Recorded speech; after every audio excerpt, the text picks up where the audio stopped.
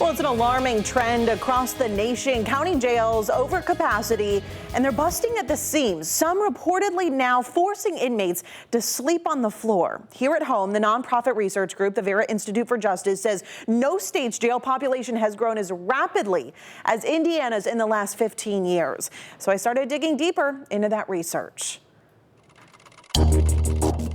The numbers don't lie. Vera, a national research group that studies incarceration and justice systems, says county jails across the country are struggling to keep up with how many people are being booked every day. Jail incarceration rate rose 32% in 2 years. Researchers like Jack Norton and Jasmine High say it's a significant boom that Indiana in particular has not experienced since the 80s. There is no state in which that seems to be so pronounced as in Indiana.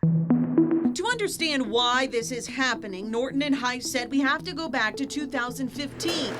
When then Governor Mike Pence signed legislation that forced low-level felons to be housed in county jails rather than at state prisons. Now in Indiana, you have a situation where counties across the state are, their jails are overcrowded and they're needing to build bigger jails.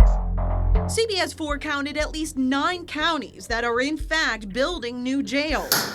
Hamilton County is one of them. There is holding areas here. The sheriff giving us an exclusive tour of their newly constructed cells. The old Hamilton County Jail had 468 inmate beds, but this new facility will give them another 125.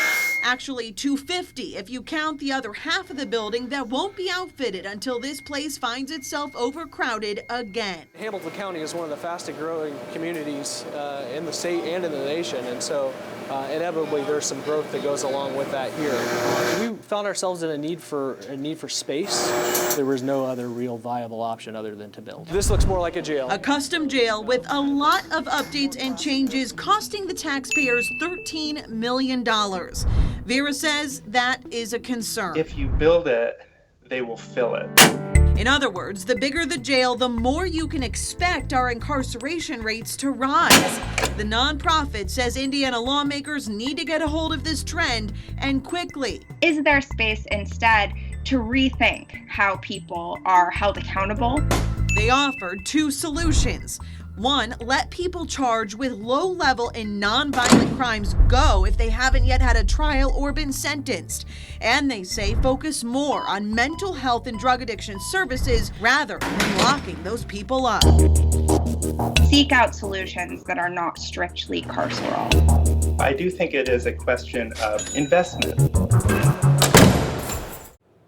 So Vera says nearby states like Illinois and Michigan have successfully shifted their approach. That places like Chicago, for example, have decreased their jail populations by 40% over the last couple of years with little to no increase in crime. I put a list of changes that they made on our website. If you're interested, you can go to cbs4indy.com.